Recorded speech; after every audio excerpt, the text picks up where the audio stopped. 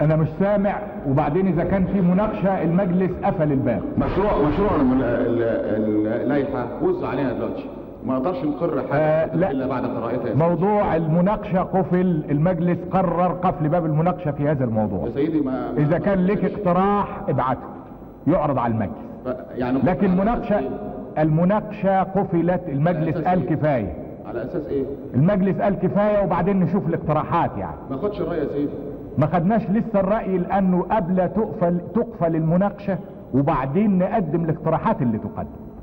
لسه ما وافقناش لا على كده ولا على كده. يعني ما طرحناش على المجلس حاجة لسه يا سيد مجدي. طيب حاضر.